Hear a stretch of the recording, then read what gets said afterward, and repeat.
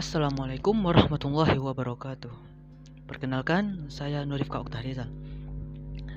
Di sini saya ingin membagikan sedikit pengetahuan saya mengenai demokrasi yang ada di Indonesia.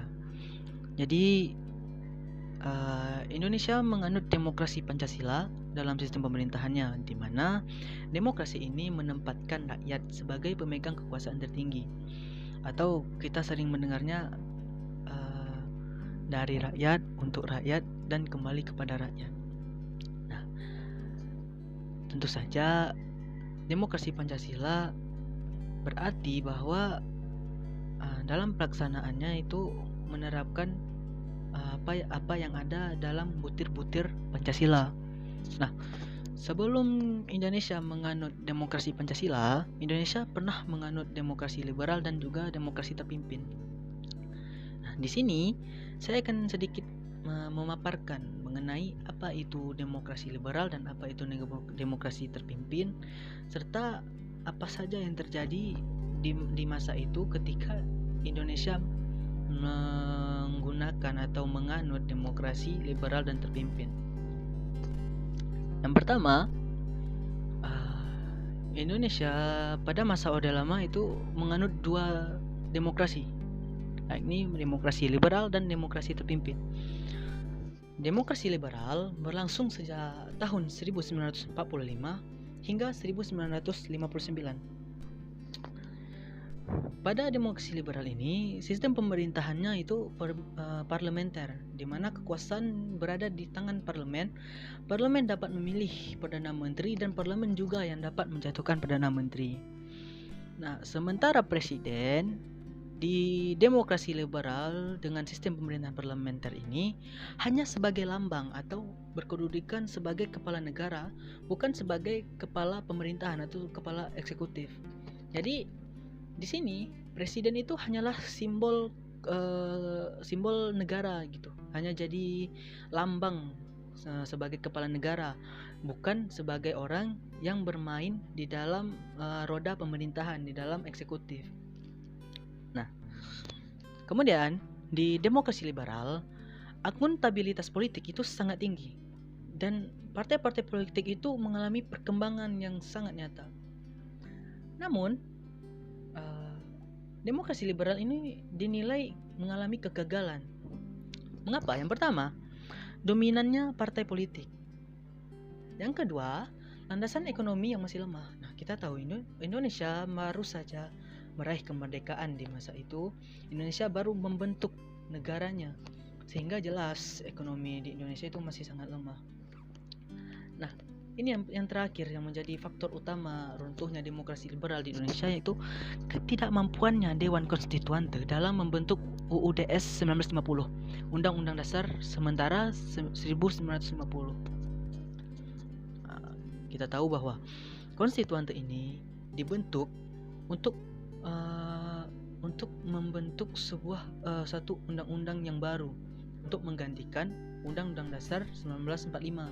Namun, selama konstituante ini dibentuk hingga tahun 1950, sama sekali mereka tidak pernah mencetuskan undang-undang yang baru. Oleh karena itu, pada tahun 1959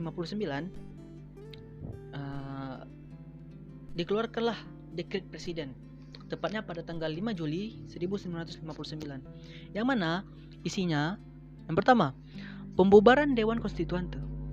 Yang kedua, kembali kepada Undang-Undang Dasar 1945 dan tidak diberlakukannya lagi Undang-Undang Dasar Sementara 1950. Dan terakhir, yang ketiga, pembentukan MPRS dan DPAS. Nah, pasca dikeluarkannya dekret presiden, ini menandakan bahwa demokrasi liberal pun telah tergantikan di Indonesia.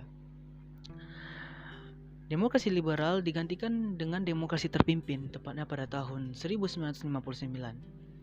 Demokrasi ini berlangsung hingga 1965. Nah, di dalam demokrasi terpimpin, sistem pemerintahan yang kita gunakan adalah sistem pemerintahan presidensial, di mana parlemen bertanggung jawab kepada presiden. Nah, di sini presiden pun dikembalikan tugasnya. selain sebagai kepala negara, presiden juga sebagai kepala pemerintahan. Artinya, tugas dan wewenang presiden itu tak hanya dia sebagai simbol kedudukan kepala negara, simbol negara Indonesia, tetapi juga sebagai lembaga eksekutif yang menjalankan roda pemerintahan. Jadi, presiden di sini juga memiliki tugas selain dia hadir untuk acara-acara seremonial, tapi dia juga yang mengatur roda pemerintahan. Dia yang mengatur jalannya roda pemerintahan. Nah, demokrasi terpimpin diatur dalam TAP MPRS nomor 7 MPRS 1965. Ciri-ciri dari demokrasi terpimpin ini, yang pertama, dominasi presiden. Yang kedua, terbatasnya peran partai politik. Dan yang terakhir, yang paling nyata terlihat adalah berkembangnya pengaruh PKI atau Partai Komunis Indonesia. Nah,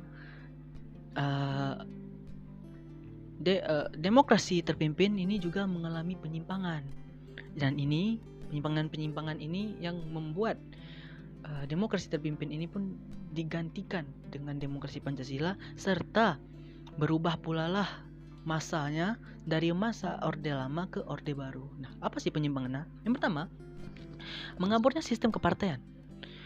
Di masa demokrasi terpimpin ini, banyak pemimpin-pemimpin partai yang dipenjarakan. Kemudian yang kedua, peranan parlemen sangat lemah hingga akhirnya dibubarkan oleh presiden, dan presiden pun membentuk DPRGR atau Dewan Perwakilan Rakyat Gotong Royong. Nah, yang ketiga, jaminan HAM itu lemah. Jadi, sistem demokrasi terpimpin ini membatasi ruang kebebasan hak sipil dan hak politik masyarakat. Dan selanjutnya, terjadi sentralisasi kekuasaan. Di segala bentuk kekuasaan itu berpusat ke presiden, ke pusat. Akan terjadi sentralisasi kekuasaan. Selanjutnya, terbatasnya peranan pers. Kemudian yang terakhir, kebijakan politik luar negeri yang sudah memihak kepada Blok Timur. Seperti yang kita tahu bahwa Indonesia dalam politik luar negerinya itu menganut gerakan non-blok atau politik luar negeri bebas aktif. Nah, di masa demokrasi terpimpin, Indonesia dalam melakukan politik luar negerinya itu terkesan memihak kepada Blok Timur. Jadi Indonesia ini banyak menjalin hubungan persahabatan ke negara-negara di Blok Timur, ke Soviet, ke Cina. Sehingga itu tadi, perkembangan pengaruh Partai Komunis Indonesia itu sangat besar di Indonesia, hingga akhirnya partai ini pun bisa menguasai sebagian besar kedudukan di parlemen. Puncaknya terjadi peristiwa G30 SPKI atau Gestapo, Gerakan September 30.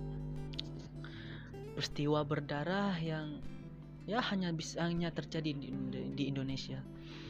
Peristiwa ini pula yang kemudian membangkitkan amarah masyarakat, sehingga keamanan di Indonesia itu hancur.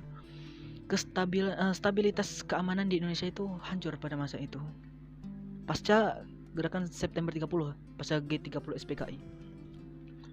Nah, oleh karena itu,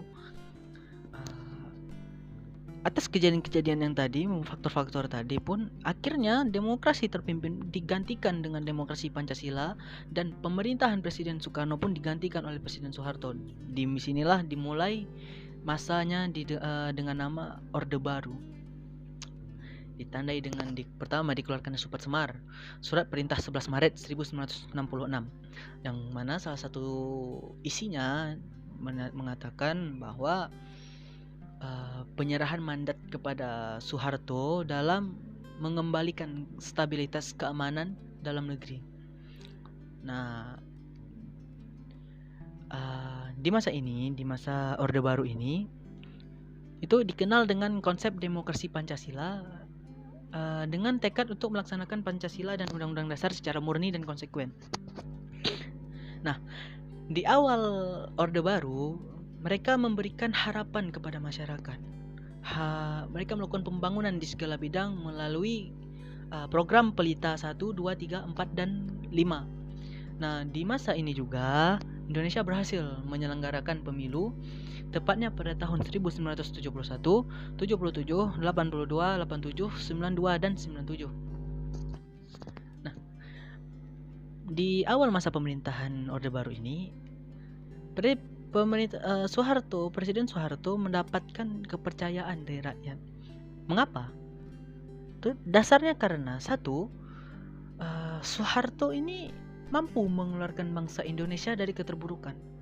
Soeharto ini sebagai tokoh utama Orde Baru dan dipandang mampu mengeluarkan bangsa Indonesia itu dari keterpurukan. Yang kedua, keberhasilan Soeharto membubarkan PKI dan antek-anteknya yang selama ini menjadi musuh Indonesia. Kemudian yang terakhir itu antara Soeharto berhasil menciptakan stabilitas keamanan di Indonesia pasca pemberontakan PKI dalam waktu yang relatif sangat singkat. Namun demikian, pemerintahan Soeharto ini dianggap juga mengalami kegagalan. Faktornya, yang pertama, rotasi kekuasaan eksekutif hampir tidak ada. Jadi, seperti yang kita tahu bahwa pemerintahan Soeharto dan Soekarno, tepatnya ketika Soekarno itu di masa demokrasi terpimpin itu, mereka sama-sama otoriter. Pemerintahan itu sama-sama otoriter. Jadi kekuasaan presiden itu merupakan pusat dari seluruh proses politik di Indonesia. Maka orang berkatakan bahwa rotasi kekuasaan di eksekutif itu hampir tidak ada.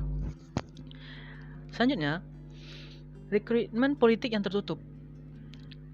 Kemudian pemilu yang jauh dari semangat demokratis. Ini tadi seperti yang saya katakan bahwa pemerintahannya itu otoriter. Nah, selain otoriter itu juga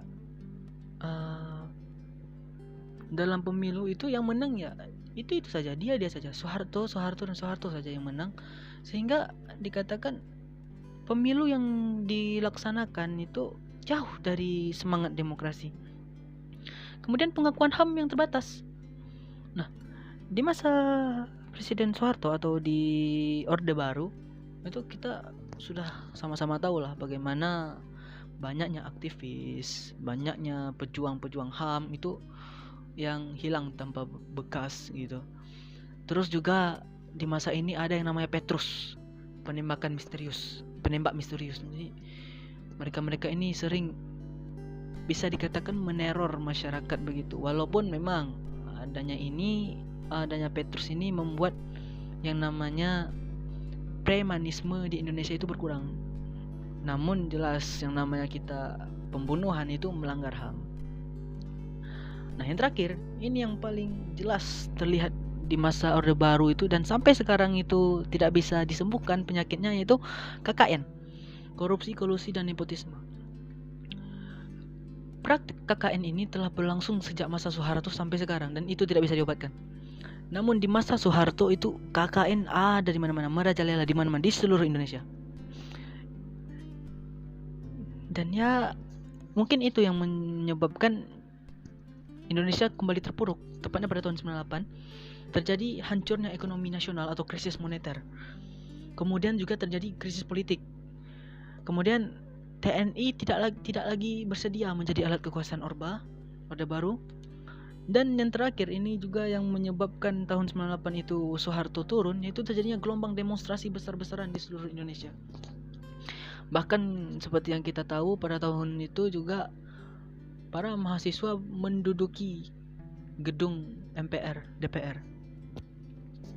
Nah, pada tahun 98 ini setelah Soeharto turun dari jabatannya atas demonstrasi yang dilakukan di mana-mana oleh para mahasiswa, hal ini juga menandakan bahwa Orde Baru pun berakhir, masa Orde Baru pun berakhir dan digantikan oleh masa reformasi.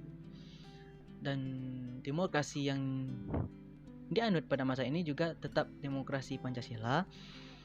Demokrasi Pancasila dari reformasi ini berlangsung sejak tahun 98 pasca turunnya Soeharto dari kepresidenan hingga sekarang. Nah, demokrasi Pancasila yang dikembangkan pada masa reformasi ini pada dasarnya merupakan demokrasi yang berdasarkan Pancasila dan Undang-Undang Dasar 1945. Jadi yang diterapkan itu juga berpatokan pada butir-butir yang ada di dalam Pancasila dan sesuai dengan Undang-Undang Dasar. Tetapi di demokrasi pada masa reformasi ini terjadi penyempurnaan pelaksanaan dan perbaikan peraturan-peraturan yang tidak demokratis dengan meningkatkan peran lembaga-lembaga tinggi negara serta menegaskan fungsi wewenang dan tanggung jawab. Nah, di era reformasi ini pembagian kekuasaan antara legislatif, yudikatif, dan eksekutif itu diperjelas lagi.